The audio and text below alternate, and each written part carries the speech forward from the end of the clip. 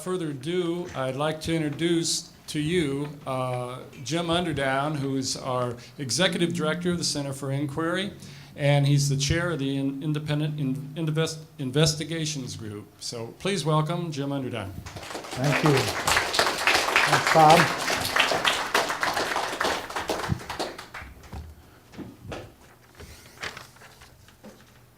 Welcome, everybody. Welcome, especially if there are any nurses here today.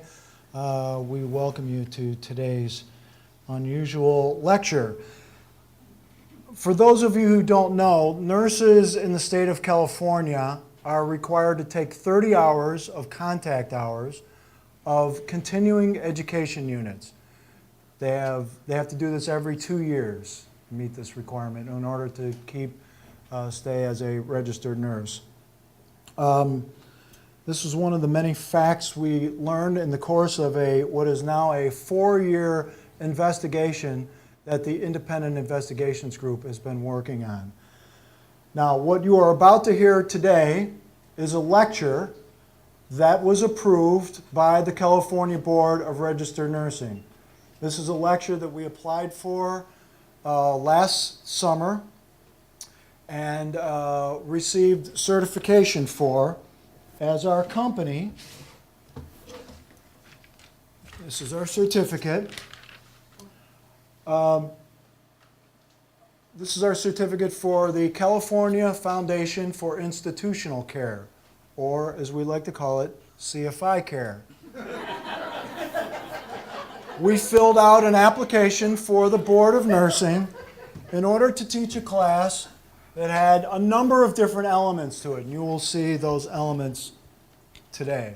Some of them may surprise you.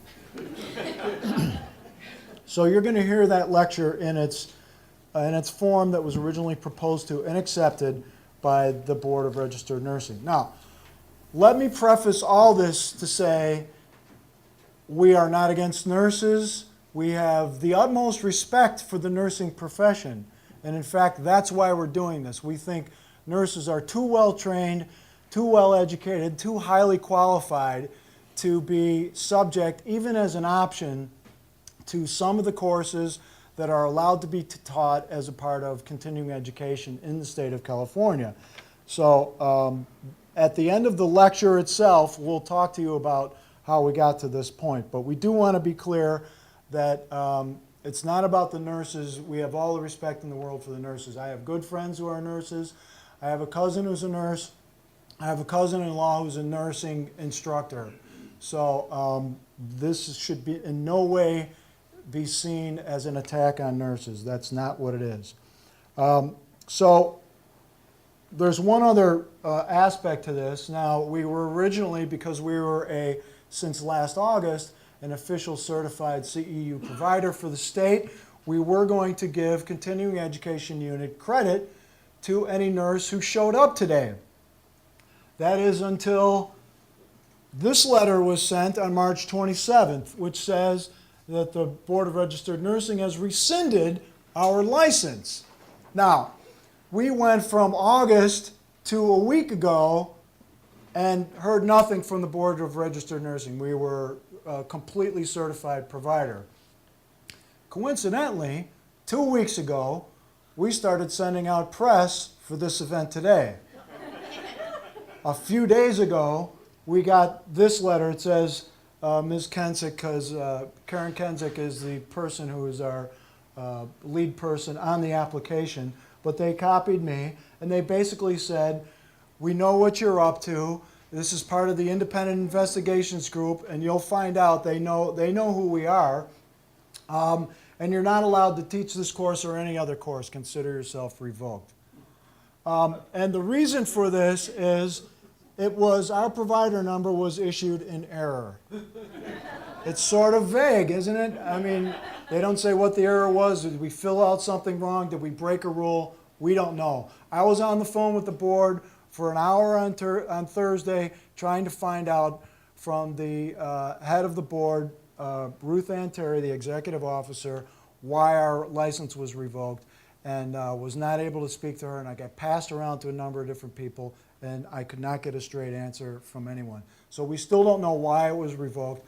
We are going to issue certificates of completion to any nurses who are here. Anyway, it will be up to you to decide whether or not you want to count that as credit toward your 30 hours. So, with that, we will begin the actual class that the board approved. We'd like to ask you, if you have your cell phones or any other noise-making instruments on, please turn them off at this time. We are taping this. We do expect to show this to other parts of the world. So we'll start out with, I want to introduce Karen Kensick and Jim Newman to do the first section on Feng Shui for home care providers.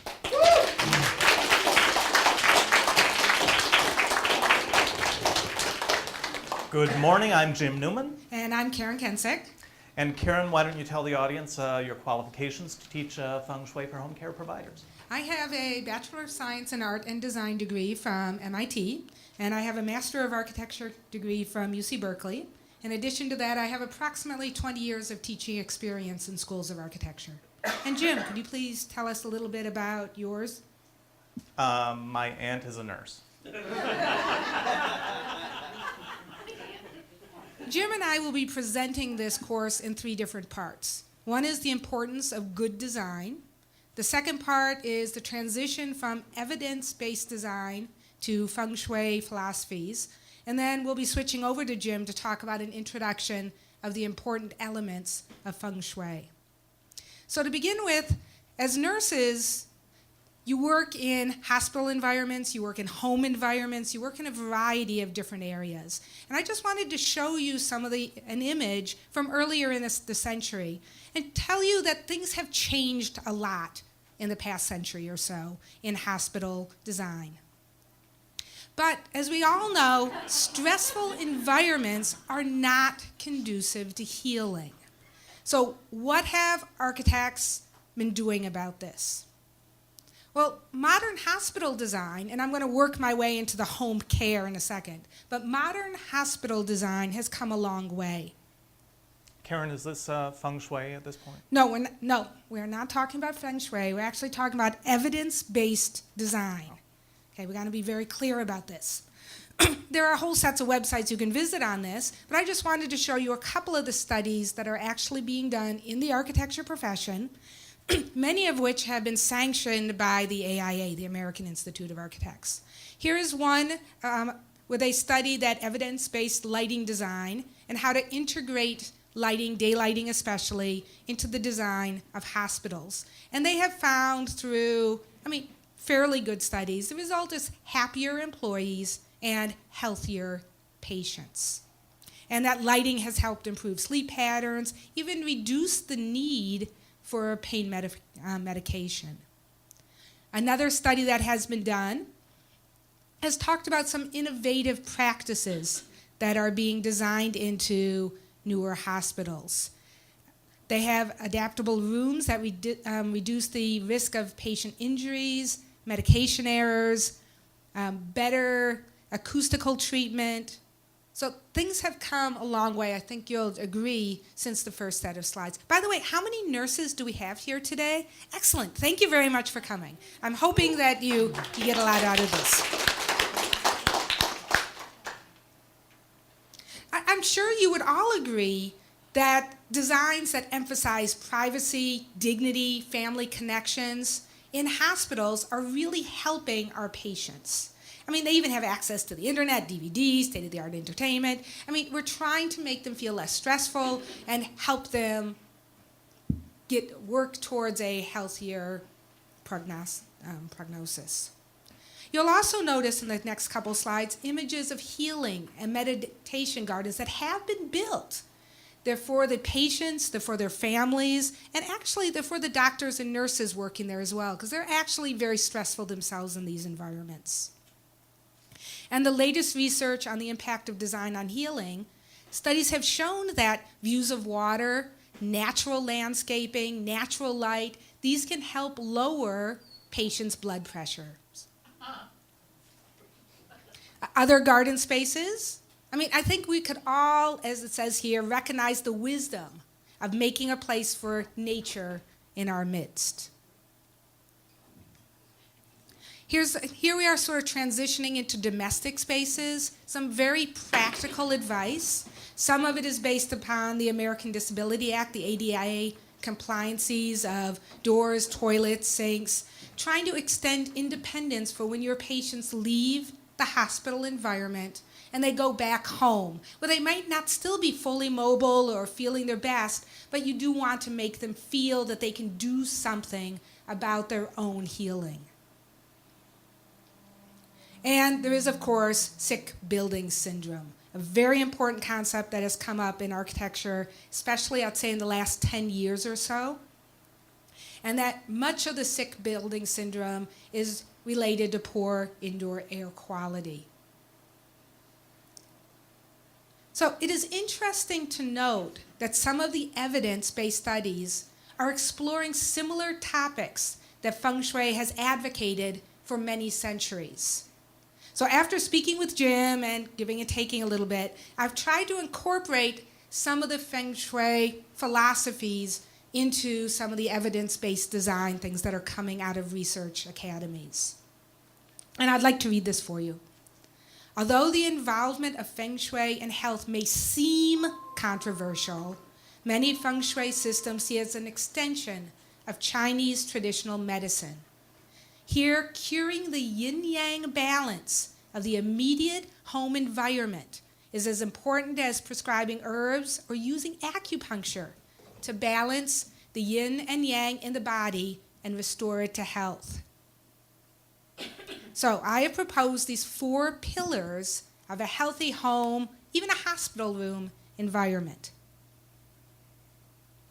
Pillar number 1. Advise patients and your own building manager. Remember, you're affected by your environment also. So take concern for yourself as well as your patients about the potentials of a sick building syndrome, especially if you're working in a new building, office, or home. I mean, you should point these things out. Mold is a dangerous thing, bacteria on different surfaces, and especially look for those invisible sources of contamination.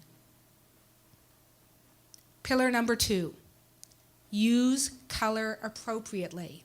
So I've looked through some of these Feng Shui books and trying to find out what would be the appropriate set of colors to be used.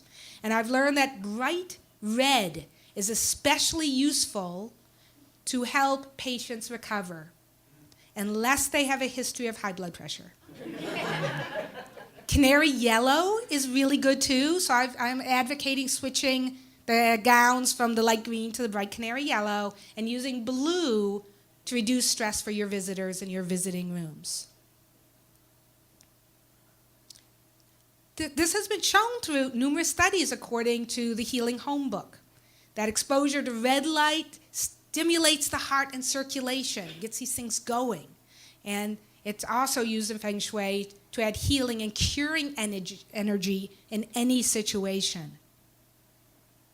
Pillar number 3, maintain a connection to nature. Remember, I'm trying to relate this back to the healing gardens, back to the stress-free nature zones that some current hospitals are including. So minimally, you should have windows that face into landscaped areas. So what about the inside of the room? I have a corollary to my pillar number 3. Use indoor plants. Plants help ease stress. They encourage growth. That's why we bring flowers and plants to people in hospital rooms. It's intuitive.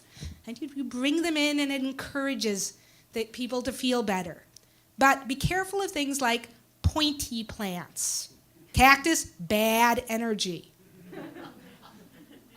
Pillar number 4, the most important one of this set, is balance the energy levels in a room to achieve dynamic stillness.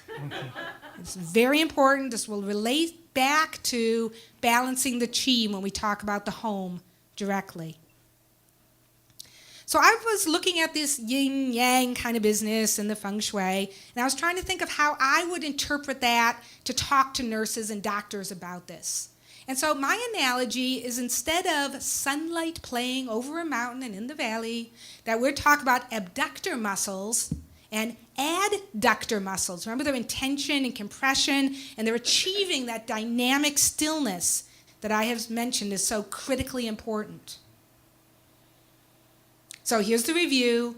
Worry about the sick building syndrome. Number 2, use color appropriately. 3, connection to nature and the indoor plants. And 4, balancing your energy level. Now, in order for this to work as a class, we need to have a quiz at this point to make sure that people are following along and that they've understood the pillars that I have presented so far. So, I will be showing a series of only about 4 or 5 images. Please raise your hand. The nurses really should be doing this, but I encourage you all to take this quiz along with them. And the choice for each of the images will be therapeutic or not therapeutic. So, remember our 4 pillars. Do I need to go back? Anybody need? No, we're doing okay. Okay, let me just continue then. Here's the first one.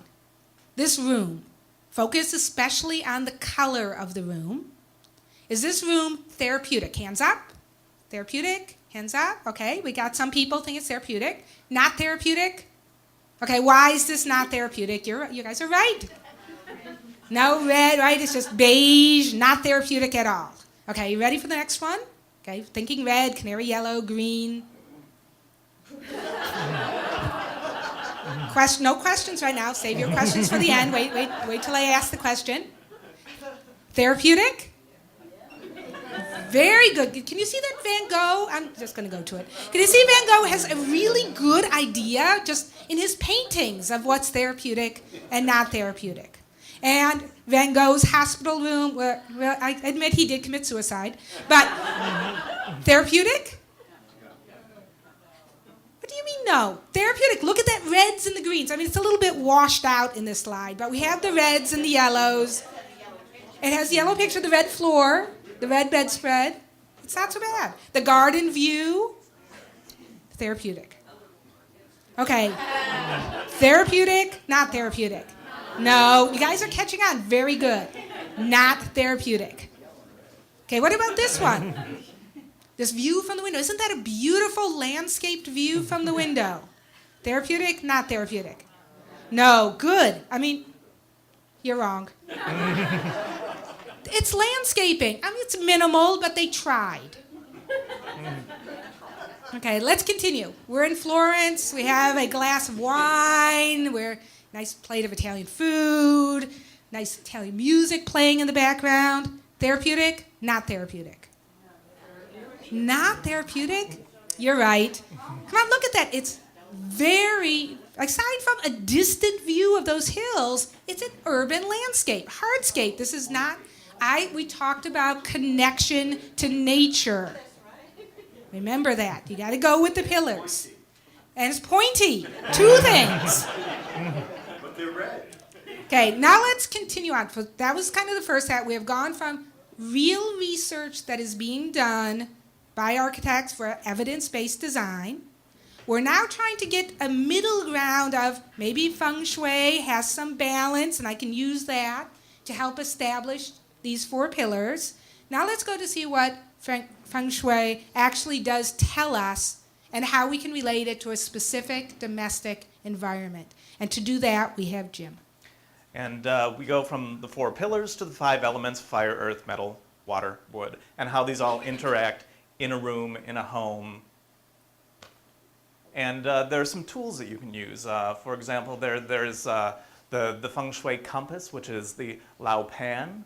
And it functions as a regular compass, but it also, if you read Chinese, there's a lot more information there. And also, you know, the tape measure, which you can tell is good because it's got the panda up there, if you can see it.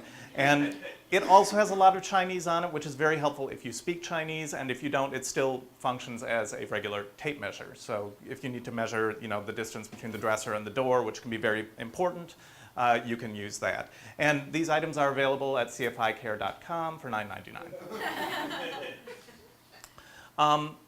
So one of the really important points in Feng Shui is called your Kua number. And we all have a Kua number, and it's very easy to figure out. You take the final 2 digits in your year of birth. For example, let's take me. I was born in 1965. So you take those final 2 digits, 6 and 5, you add them together, you get 11. You would think that would be your Kua number, but you can never have a 2-digit Kua number. So you take the two numbers in 11, which are 1 and 1, and add them together, and you come up with the number 2. You would think that would be your Kua number, but it's not yet. If you are a male, you take that number, the number 2 in my case, and you subtract it from the number 10. So that gives me a Kua number of 8. If I were a woman, I would take the number 2 and add it to the number 5 to give me a Kua number of 7. So it's very simple. And the Kua number is really important because it tells you where you're supposed to be in a room, how you're supposed to operate, what direction you're supposed to face. So you know, if you have a specific Kua number, you want your desk facing in the right direction so that your Kua number it tells you how you can be most efficient at your work, or in this case, most healthy. Jim, could you really give us an example of that? I'm getting a little bit confused about I can. We'll use me, and I'll find a volunteer, but I need to get my bed out here as a patient. In the meantime, you guys can review how to do your own Kua number. This is a little awkward. Okay, so imagine this is my bed, and I'm a patient, okay? And since my Kua number is 8, because I subtracted 2 from 10, it should be facing northwest, which it is. Hang on, I have my... Yes, that's northwest. So my head should be here. Okay, I need to get someone from the audience to play a nurse. Okay, you, sir? Just come on up this way, please. Yeah. And what is your name? Don. Don? So Don, what year were you born? 64. 1964. So we take the numbers 6 and 4 and add them together, which gives us 10. Thank you. But we can't have a 2-digit number, so we add 10 and 0 and come up with, or we add 1 and 0 and come up with 1. And you are a male, so we subtract 1 from 10, which makes you 9. So your direction is southeast, mine is northeast. So if I were a patient, and I will lay down, why don't you come around here, center stage here. So I'm a patient, so I should be laying in my bed. I hope this table holds. Laying in my bed this way, and you as a nurse, and I should point out that this is in the northwest corner of the room. It's not just facing northwest, but you want the energy to gather in the corner of the room. So there would be a wall here and a wall here and a bedside table. So as a nurse, you would be facing southeast. That's this way, Don, over. Yeah. Yeah, right there. That's perfect. So that's the ideal way for you to offer care to me as a nurse. And that may seem a little awkward, but we do on cficare.com sell those glasses with the rear view mirrors. So, but that's how you have to. That's the Feng Shui way. It tells you how to nurse properly. Thank you, Don. You can. This. Once again, take the opportunity to calculate your number. So just get rid of it. Okay, so there are different areas of a room or of a home that correlate with different parts of your life, your love life, your intellect, your productivity. But we're most interested in the east portion of the room or home because that's for health. And that is called, all of these sections are called guas or baguas. Could you explain why? What's the rationale for this? Well, what you do in the east part of the room is you want to, first of all, you need to avoid clutter at all costs. That's vitally important in Feng Shui because clutter will stop the energy. But in the east part of the room, you want to gather things that relate to health. You want things that are red or yellow, like we discussed before. You want plants. Not pointy plants? Not pointy plants. Or you want very long live plants, maybe a bristlecone pine, without the cones because they're bristly. A tortoise would be very good because it's very long live. If you have an elderly visitor in the room, they should be in that area. Anything that lives a long time, a cap from your favorite sports team, anything that deals with health and well-being. But remember, and put those things in the east part of the room, but avoid clutter. What do we have next? And can you talk more about this energy level stuff that you keep mentioning? Oh, yes. Of course, we have Qi here. Qi is the energy. The spelling, you've got to get that correct, please. It can be spelled Qi, but it's still pronounced Qi. Some people say Qi, but it's actually Qi. And this is a valid Scrabble word. And it'll save your life. But Qi is the energy that flows through the body. It also flows through the home. And it's the same thing that nurses are taught about when they're taught therapeutic touch, where they help to heal a patient by coming up to them and not touching them. It's actually not therapeutic touch, it's therapeutic almost touch. And they can affect the meridians of Qi in the body. That is what nurses are taught. And this is a very similar thing, but you're affecting the energy flow in the home or in a room. But Jim, what does this have to do with like home care providing? Well, it tells you things like where to place your bed. For example, again, my Kua number, I'm 8, so my bed should be in the northeast section of the room, but sometimes that's not going to work out because maybe it's a master suite and the bathroom is actually in the northwest corner. And you don't want to be anywhere near that because the energy can go right down the toilet. Literally. And so you need to be there are all sorts of different places where you can place the bed. Some are better than others, and sometimes the worst location ends up being the best location. And could you show it in a physical model or something, how this might work Oh for yes, us? the key. Excuse me. See, the energy in the home is represented by this ribbon, and it flows through the house just like this. And there's good energy and bad energy, and you want the bad energy to flow out and the good energy to flow in. In this case, we're having bad energy flow out. And I will pass this around, and you can play with it for the rest of the presentation. There you go.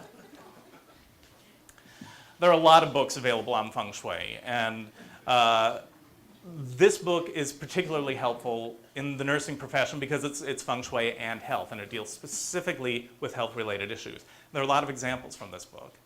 For example, if your patient is suffering from anxiety disorders, avoid frayed wires in the room.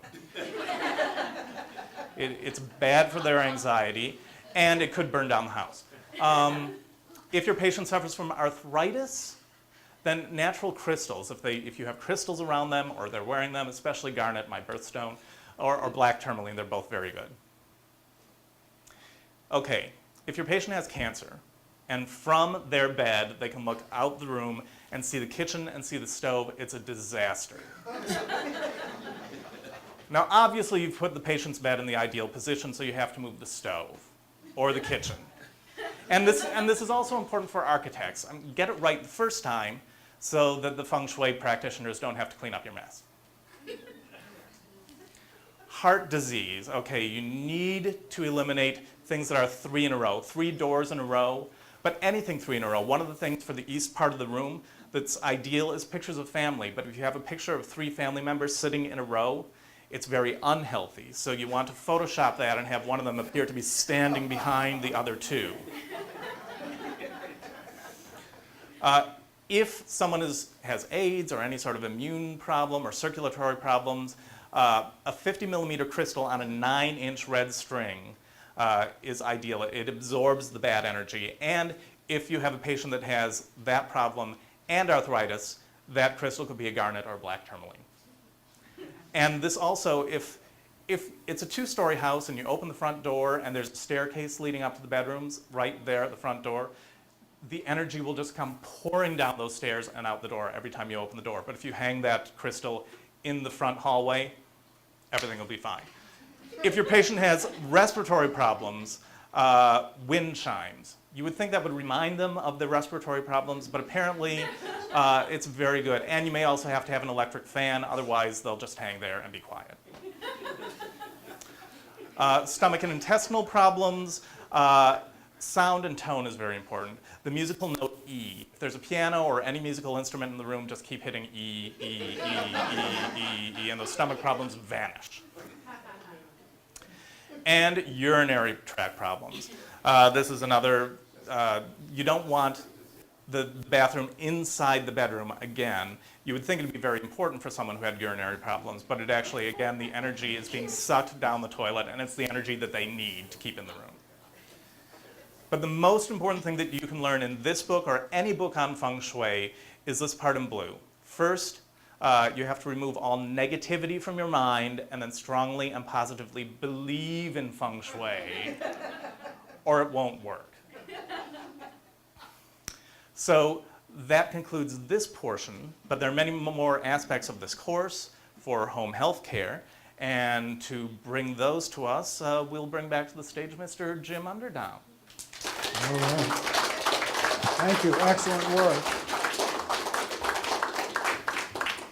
So,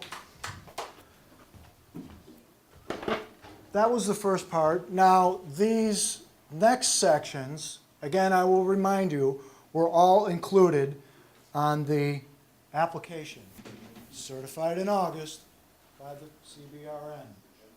So keep that in mind as we progress.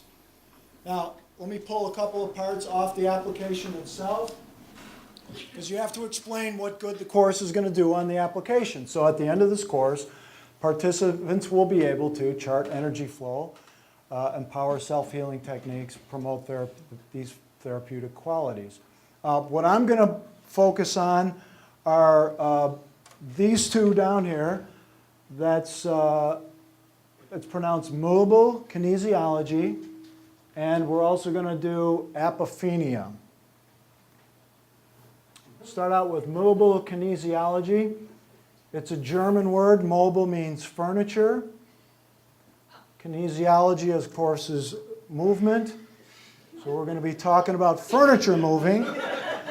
Why are we talking about furniture moving? As Jim was just saying, depending on your Gould number and all the other Feng Shui aspects, you might have to be moving furniture around in the house. So this is a very valuable skill for nurses to have. We want to make sure you don't hurt yourselves through improper lifting techniques. What is my qualification to teach this? I worked for Mayflower Moving during the summers while I was in college, and I happen to be an expert on furniture moving. So, the ABCs, we all know this. Lift with your legs, not your back. Use wheels whenever you have the opportunity. You'd be surprised what could be moved on a hand truck. I've seen refrigerators moved on them, hutches, all kinds of wild things. You can move almost anything on a good, strong hand truck. And get some help. If you can have a second person help you with the lifting, that will help quite a bit. These techniques will pay off. Incidentally, you don't want to be carrying a lot of loose things around. Whenever you're moving loose things, throw them in a box and pack it tightly. Wrap the delicate stuff in furniture pads. Tape it or rubber band it. You might have seen this one on TV late at night, but this thing actually works if you wrap it around your wrist and you put your hand on the side of something big and unwieldy like this. You could lift even something like that up very easily with two people. And with the right techniques, even a baby grand piano can be moved on a four-wheeler like that, and without too much trouble. Two people can do it with sufficient strength. Now, of course, you may make a mistake every now and then. Movers aren't perfect, so you always keep your touch-up kit with you in case there's a scratch and the owner will never know the difference. So use these techniques with the proper following of these techniques. Even the simplest person can move furniture. Let's move on to apophenia. What is apophenia? It is the experience of seeing patterns or connections in random or meaningless data. And examples, you may be familiar with the face on Mars, which, as seen by another angle on another day, doesn't look like a face at all. Maybe a punched-in face. A subset of apophenia is called pareidolia. Pareidolia is seeing more specific images and seeing significance in specific images. That's the Jesus in the toast. Here's the underpass in Chicago where the Mother Mary appeared in the form of a water stain coming through a crack. You'd be amazed where you could find examples of pareidolia. That is the south end of a Cocker Spaniel. Some people see Jesus in there. I don't know if you do or not, but you never know where you might see a pattern in a random set of data. So we encourage people to reach within and find their apophenia. Use your creative senses. So that subsection of the objectives that we said we would teach, we just covered movable kinesiology and apophenia. Okay, right off of the application. Now, the last part of the application where we told people we would cover certain skills. The content of this course will also include using vapor and reflective surfaces, Chinese Shui, and I'm sure I'm not pronouncing that correctly. Aligning meridians, we heard a little bit about meridians before, I'll tell you more about them, to improve canupiary flexibility, I'm sure you all know what that is. And anthropomancy was what we'll end with. So let's talk about vapor and reflective surfaces, which is, of course, code for smoke and mirrors. I like smoke and mirrors, especially in a club at night. I think it produces an interesting effect. But there are some legitimate advantages I think we should keep in mind for smoke and mirrors. For instance, if you don't like to clean your floors, you could keep a layer of smoke on there all the time. You'll never touch a mop again for the rest of your life. Now, there aren't all advantages to smoke and mirrors. There are some minor disadvantages, emphysema being one of them. So you might not want to keep the smoke going all the time, but so use it judiciously. Speaking of judicious uses, there are positive uses for mirrors in the home.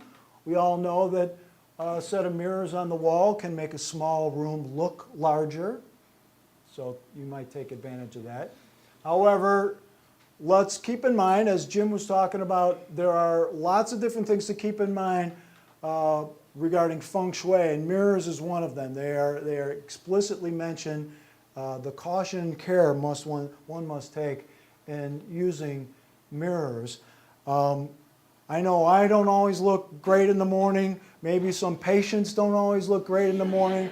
So if you wake up in the morning and see something, maybe you don't want to look in the mirror. So you don't want to have a mirror just anywhere for certain people, okay? Chinese Shiyu. Any speakers of Chinese in the crowd? Shiyu means snake oil. Available outside for $9.95 a bottle and on the CFI Care website. And yes, it's that snake oil. The genuine article relieves all kinds of problems: frostbite, lumbago, bites from animals and insects, good for everything that ails you. And of course, a lot of people know that a lot of these things were about 110 proof alcohol, so that'll cut a lot of pain and stress down. Also,